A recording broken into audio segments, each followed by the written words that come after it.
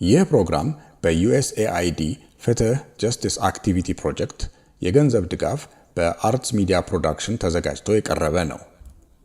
በዚህ ፕሮግራም የሚነሱ ሐሳቦች በሙሉ የአርት ሚዲያ ፕሮዳክሽን እንጂ የUSAID ፍትህ ጀስቲስ አክቲቪቲ ኢን ኢትዮጵያ ሐሳብና አቋሞች ተደርገው አይቆጠሩም።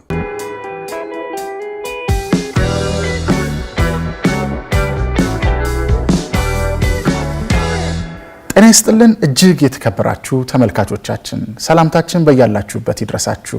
ይህ የፍትህ አጭር ጥንክር የሚቀርብበት ሰዓት ነው።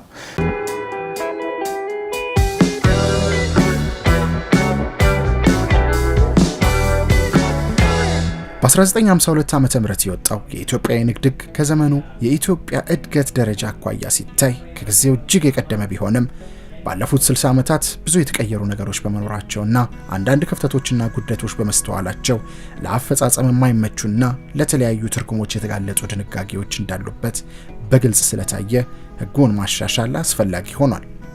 ይህም የማርቀቅ ሂደት ከ18 ዓመት በላይ የፈጀ ሲሆን ሀገሪቷ የገበያ መር ስርዓት መከተል ከጀመረችበት 1983 ዓመተ ምህረት ጀምሮ ሕጉ በተግባር እንዲፈተሽም እድል ፈጥሯል።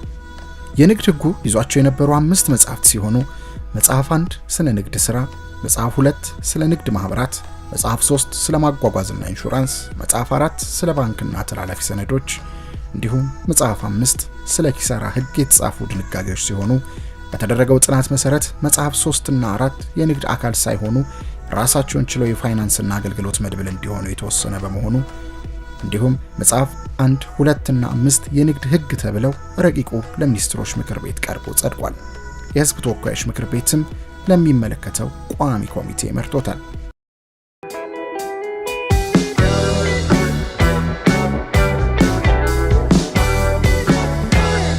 በዛሬው ፕሮግራማችን ስለተሻሻለው አዲሱ የንግድ ሕግ ረቂቅ አዋጅ ዙሪያ በፌዴራል ጠቅላይ አቃቤ ሕግ የሕግ ጥናት ማርቀቅና ማጠቃለል ዳይሬክተር ጀነራል ከሆኑት አቶ በላይሁን ይርጋጋ አጠር ያለ ቆይታ የምናደርግ ይሆናል።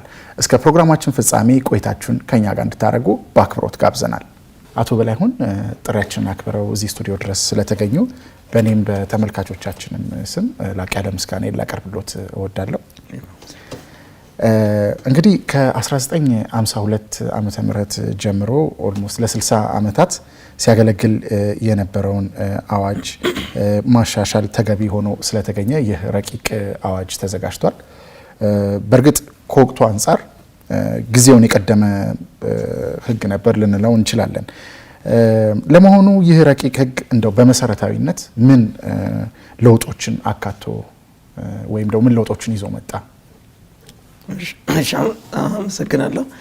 እንደተባለው የኢትዮጵያ የንግድ ሕግ በ1952 ነው የወጣውና በወቅቱ የንግድ ሕግ ሲወጣ በሀገሪቱ ውስጥ አጠቃላይ የሕግ ስርዓቱ የነበረበትን አጠቃላይ ነባራዊ ሁኔታ ግምት ውስጥ አስገብቶ የወጣ ስለሆነ የራሱ የሆኑ ጠንካራ ጎኖችም አሉት፣ የራሱ የሆኑ ደካማ ጎኖችም አሉት። ጠንካራ ጎኖችን ብንወስድ በወቅቱ ይህንን ሕግ እንዲያረቁ በንጉሱ ኢንቫይት የተደረጉት በፈረንሳይ ሀገር የንግድ ሕግ ክለሳ ኮሚሽን ሊቀመንበር የነበሩት ፕሮፌሰር ኤስካራ የሀገሪቱን ነባራዊ ሁኔታ ካዩና ካጠኑ በኋላ በበርካታ ኤሪያዎች ላይ የሕግ ስርዓት አልነበረንም። ከንግድ ስርዓቱ ጋር ተያይዘው የንግድ ምዝገባ የመሳሰሉት አጠቃላይ ከዚህ ከንግድ ስርዓቱ ጋር የተያዙ በንግድ ሕግ ውስጥ መካተት ያለባቸውም በንግድ ሕግ ውስጥ መካተት የሌለባቸውም አጠቃላይ የሕግ ማዕቀፎች ስላልነበሩ በተቻለ መጠን በዚህ ዙሪያ ላይ ያሉ ጉዳዮችን ጠቅላላ አድርገው እዚህ ውስጥ ለማስቀመጥ ሞክረዋል እና ይሄ ራሱን የቻለ አንደኛ ሕጉ ትንሽ ገፋ አድርገን በኋላ የሚወጡ ሕጎችንም ጭምር ኢንኮርፖሬት እያደረገ እነሱ ካሰቡት ኢቨን እስከ 50 ዓመት ብለው ነው ፕሮፌሰሩ። እሳቸው በእርግጥ አልጨረሱትም፣ ሌላ ፕሮፌሰር ናቸው። በኋላ ወደ ይህንን ረቂቅ እሳቸው በማለት ህይወታቸው ሲያልፍ ሌላ ፕሮፌሰር እንዲሁ መጥተው ነው የጨረሱትና ዞሮ ሁለቱም ባለሙያዎች ያስቀመጡት በማስታወሻቸው ምንድን ነው በጣም ዘመናዊ የሚባል ሕግ ማዕቀፍ ለኢትዮጵያ ማርቀቅ የለብንም። ኢትዮጵያን ነባራዊ ሁኔታ ያገናዘበ መሆን አለበት። ግን በርካታ ጉዳዮችን በዚህ ጉዳይ ላይ በርከት ያሉ ኤሪያዎችን ገቨርን የሚያደርጉ የሚመለከቱ እስራኤል እነሱንም በተቻለ መጠን ያካተተ ህግ ለማውጣት ጥረት አድርገናል ብለዋል።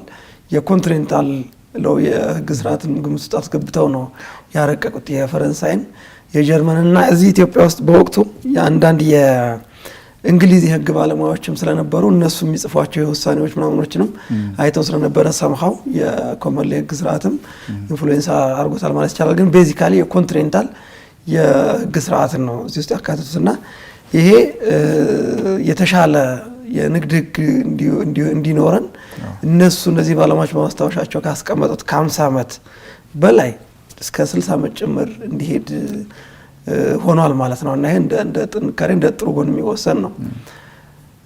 እንደ ድክመት ልናነሳው የምንችለው በሰዓቱ እንግዲህ ቅድም እንዳልኩት የህግ ማዕቀፍ የለም እና የህግ ማዕቀፍ ከሌለ ከንግድ ጋር የተያያዙ ጉዳዮችን በሙሉ እዚህ ውስጥ ለማካተት ጥረት አድርገዋል። የንግድ ህግ አካል ሊሆን የማይችለው የንግድ ህግ ብለን ስናስብ በዋናነት ዓላማው ሁለት ነው። የንግድ ህግ የሚባለው በንግድ ስራ ላይ የሚሰማሩ ግለሰቦችንና ድርጅቶችን የንግድ ትራንዛክሽን በሚያደርጉበት ጊዜ ለነሱ ጥበቃ ማድረግ ስርዓቱን መዘርጋት ነው አንደኛው ዓላማ። ሁለተኛው ዓላማ ደግሞ ከነዚህ አካላት ጋር ትራንዛክሽን የሚፈጥሩ ሌሎች አካላት አሉ። ከነጋዴዎች ውጪ ከነጋዴዎችና ከንግድ ድርጅቶች ጋር ትራንዛክሽን የሚፈጥሩ ሰዎችንም የነሱንም ጥበቃ ማድረግ ነው። ሰው ሁለት ነው ዋና ዓላማውና ይሄ ከሆነ በዚህ ጉዳይ ላይ ያሉ ሁሉም ነገሮች በሙሉ እዚህ ንግድ ህግ ውስጥ ለማካተት ጥረት አድርገዋልና እንደ ሌሎች ሀገሮች ቢሆን አንዳንዶቹ እዚህ ውስጥ አይገቡም። የንግድ ህጉ አይመለከተውም። ዝርዝር ጉዳዮች ሬጉላቶሪ የሆኑ ነገሮች ለምሳሌ የሂሳብ አያያዝን በተመለከተ የትኛውም ሀገር ላይ በንግድ ህግ ውስጥ አይካተትም። የሂሳብ አያያዝ ፕሪንሲፕል ነው። ፕሪንሲፕልስ ኦፍ አካውንቲንግ ፕሪንሲፕሉን የንግድ ህግ ላይ እናስቀምጣለን። ከዛ ግን ተለዋዋጭ ነው ባህሪው፣ በየጊዜው የሚለዋወጥ ነው። ኮድ ላይ የምናስቀምጣቸው ነገሮች በተሻለ መጠን በርከት ላሉ አመታት ሊሻገሩ የሚችሉና መርሆችን ብቻ አስቀምጠው እነዛ መርሆች እየተከተሉ ሌሎች ህጎች እንዲወጡ ድል የሚፈጥሩ ናቸው። የሂሳብ አያያዝ ለምሳሌ ፕሪንሲፕል አካውንቲንግ በወቅቱ የህግ ስላልነበረ እዚህ ውስጥ አካተውታል። መካተቱ ጥሩ ነው፣ የተወሰነ ጊዜ ወስዶናል። ግን ከዛ በኋላ በርካታ ህጎች ወጥተዋል እኛ ሀገር ይህንን ሪፒል የሚያደርገው ማለት ነው። የንግድ ምዝገባ ስርዓቱ ምን መሆን አለበት? በተደጋጋሚ የንግድ ምዝገባና ፈቃድ አስጣጥ አዋጅ ወጣል። በተደጋጋሚ በዛ ተሽሯል። ግን ንግድ ህግ ውስጥ አለና በወቅቱ የነበርንበት አጠቃላይ የህግ ስርዓታችን የዳበረና በርከት ያሉ የህግ ማዕቀቦች ያልነበሩን ስለሆነ እነዚህ ዝርዝር ያሉ ነገሮች እዚህ ውስጥ መግባታቸው እንደ ክፍተት የሚወሰድ ነው። ሰው እነዚህን አጠቃላይ ግምት ውስጥ በማስገባትና ኦልሞስት የዛሬ 50 ዓመት አካባቢ የነበረውን የኢኮኖሚ ስርዓት የማህበረሰባችን እድገት ዓለም ይገናኝበት የነበረው ስርዓት በኢኮኖሚ ቶታሊ አውዱ ተቀይሯል። በዛ ሰዓት የነበረውና አሁን ያለው ሙሉ ለሙሉ የተቀየረ ስለሆነ እነዚህን መነሻ በማድረግ ነው እንግዲህ የንግድ ህጉን ማሻሻል ያስፈለገው። ሌሎች በጣም በርካታ ድንጋጌዎች አሉ። ለምሳሌ አነስተኛ ድርሻ ያላቸው በአክሲዮንና በመሳሰሉት አነስተኛ ድርሻ ያላቸው ሰዎች ምንድነው ጥበቃቸው የሚለው ህጉ ክፍተት አለበት። ማጆሪቲ እንትን ያላቸው ነው ፕሮቴክት የሚያደርገው። አነስተኛ ድርሻ ያላቸውን በአግባቡ ፕሮቴክት አያደርግም። ውጭ ሀገር ላይ ትላልቅ ካምፓኒዎች አሉ። እነሱ ወደ ኢትዮጵያ መጥተው ለምሳሌ ብራንች ቢከፍቱ እሱን በተመለከተ በአግባቡ ገበርን ማድረግ፣ እዚህም በአክሲዮን ለምሳሌ የተለያዩ ድርጅቶች የንግድ ድርጅቶች ብለውና እርስ በርስ መዋሃድ መከፋፈል የመሳሰሉት አይነት ነገር ሲፈጥሩ ከኢንትረስት አንጻር ኢንትረስቱ እንዴት ማስጠበቅ ይቻላል ከግብርና ከመሳሰሉት እዚህ ውስጥ በባለድርሻነት የሚሳተፉ አካላትና የመሳሰሉት በሚሳተፉበትን ስርዓት በተመለከተ የራሱ የሆነ ክፍተት አለው። አንድ አንቀጽ ነች ከዚህ ጋር ተያይዞ ያለችውና እሷም ያን ያክል ተቻለውን ያክል መልስ የሚሰጥ አይደለም። ስለዚህ እነዚህና ሌሎች በጣም በርከት ያሉ በጥናት የተለዩ ጉዳዮች አሉ። ለምሳሌ ኢንቨስትመንት ባንኪንግ በአሁኑ ሰዓት በዓለማችን ሀገራችን በዓለም አቀፍ ደረጃ ትልቅ ዘርፍ ነው። እኛ ሀገር ይሄ ስርዓት አይታወቅም፣ የለም፣ የንግድ ህጉ ያውቀው። ለምሳሌ ከወለድ ነፃ የባንክ ስርዓት የንግድ ህጉ ያውቀው ወይም ቶታሊ ማለት ነው። የኢኮሜርስ ጋር የተያዙ ለምሳሌ በካርድና በመሳሰሉት ትራንዛክሽን ማድረግ አያውቃቸው። ምክንያቱም ያው የህጉ እንትን አይደለም በሰዓቱ ከ60 ዓመት ከመጣው ቴክኖሎጂ አመጣሽ ለውጦች እነሱን አያውቃቸውም። እና እነዚህንና ሌሎች በርከት ያሉ ምክንያቶችን መሰረት በማድረግ ነው እንዲሻሻል የተደረገው። እንግዲህ የማሻሻል ሂደቱ በጣም ብዙ ዓመት ፈጅቷል። በደርግ 18 ዓመት ከዛ በላይ ነው፣ እንደውም ከዛም በላይ ነው። በደርግ ጊዜ ተጀምሯል። 1-2 ረቂቆች ደሊቨር ተደርገዋል። ከዛ በኋላም በተለያየ ጊዜ ሲሰሩ ነበር። የተለያዩ አካላትም ይዘውት ነበር። ግን በዋናነት በባለቤትነት የፍትህ ሚኒስቴር አሁን ፌደራል ጠቅላይ አቃቢ በ2006 ነው በደንብ አድርጎ ይህንን ስራ መስራት የጀመረውና ኮሚቴዎች ተቋቁመው እያንዳንዱ መጽሐፍ ላይ 5 መጽሐፍ ናቸው። እነዚህ መጽሐፎች ዝርዝር የሆነ ጥናት በእያንዳንዱ የህግ ማዕቀፍ ስር ተጠንቶ በተጠኑ ጥናቶች ላይ ዝርዝር የሆነ ውይይት ተደርጎ ፖሊሲ አቅጣጫ ተሰጥቶበት ነው ወደ ህግ ማርቀቁ የተገባው። እስከ 2009 መጨረሻ ድረስ ተጠናቀቀ። ዘንድ ለውጡ ሲመጣ 2010 ላይ እንደገና በባለሙያዎች ይታይ ተብሎ ጠቅላይ አቃቢ የህግ ሪፎርሙን የሚያግዙ የህግ ሪፎርም አማካሪ ጉባኤ አቋቁሟል። በተደረገው ጥናት መሰረት መጽሐፍ 3 እና 4 የንግድ አካል ሳይሆኑ ራሳቸውን ችለው የፋይናንስና አገልግሎት መድብል እንዲሆኑም ተወስኗል። ይህ የተደረገበት እንደ ዋነኛው ምክንያት ምንድነው? በዛው አያይዘው ያስረዱት። ጥሩ ጥያቄ። ይሄ የህግ አማካሪ የህግ ሪፎርም የፍትህ ስርዓት ማሻሻያ ሪፎርም አማካሪ ጉባኤው ተቋቁሞ በእነሱ በኩል በደንብ እንዲታይ እድሉን ተሰጣቸው። ኮሚቴ አቋቁሞ በዝርዝር ለማየት ሞክረዋል። እነዚህ መጽሐፍ 3 እና 4ም ለብቻቸው ቢሆኑ የሚለው የተወሰነው በዚህ በአማካሪ ጉባኤ በኩል ነው። ለምንድን ነው እንትን የተባለው ራሱን ችሎ እንዲወጣ የተደረገው የሚለው መሰረታዊ ጥያቄ ነው። ትክክል ነው። ቅድም እንዳልኩት ይሄ ኮድ ሲወጣ ብዙ ህጎች ስላልነበሩ በተቻለ መጠን እዚህ ኤሪያዎች ላይ ያሉትን በአንድ ኮድ ለማውጣት ነው ጥረት ያደረጉት። ምስጋና ይገባቸዋል። ባይዘው አርቃቂዎች ብዙ በጣም ዘመናዊ የሆነ 60 ዓመት በላይ ይዞን የመጣ ህግ ነው ያረቀቁትና የኮዱ አካል መሆን የማይገባቸው ጉዳዮችም ጭምር የዚህ አካል አድርገው ግን የተጠቀምንባቸው ህጎች ናቸው። እንግዲህ መጽሐፍ 3 እና 4 መጽሐፍ 3 ማለት ኢንሹራንስ ነው፣ ሎ ኦፍ ኢንሹራንስ ነው። መጽሐፍ 4 ባንኪንግ ኤንድ ኔጎሽየብል ኢንስትሩመንት ተላላፊ ሰነድ፣ ይሄ ባንክና ተላላፊ ሰነድ ነው። መጽሐፍ 3 ቅድም እንዳልኩት ኢንሹራንስ እና ካሬጅም የማጓጓዣ እንትንም እዚህ ውስጥ አለና ቅድም እንዳልኩት የንግድ ህግ ዓላማ ንግድ ስራ ላይ የሚሰማሩ ነጋዴና የንግድ ድርጅቶችን ለነሱ የህግ ማዕቀፍ መስጠት፣ ፕሮቴክት ማድረግና አጠቃላይ እንቅስቃሴያቸውን ገቨርን ማድረግ ፕላስ ሁለተኛው ዓላማው ከነሱ ጋር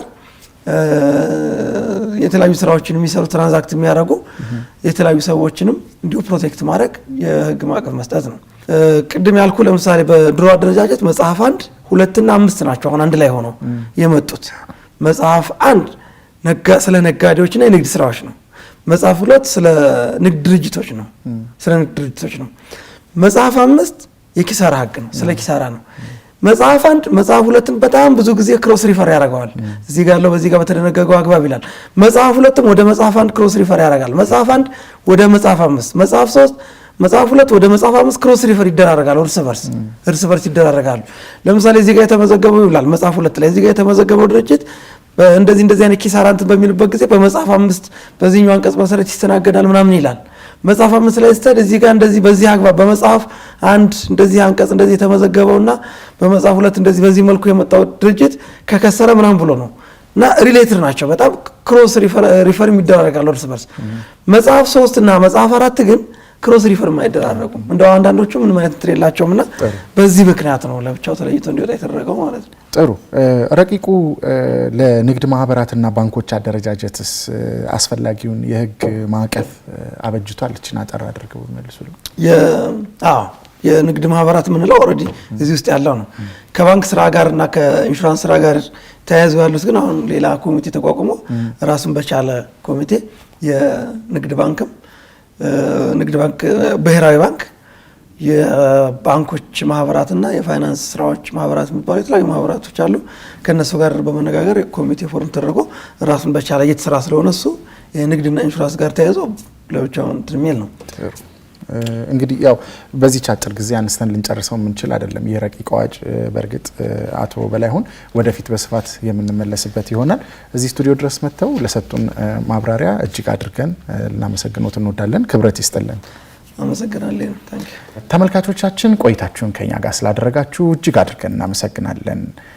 ፕሮግራሙን አዘጋጅቼ ያቀረብኩላችሁ ወንዲራ ዳሪያ ነበርኩ። ሁሌም እንደምንለው ፍትህ የነገሰበት ሰላም የሰፈነበት ሳምንት ተመኘን። ጤና ይስጥልን።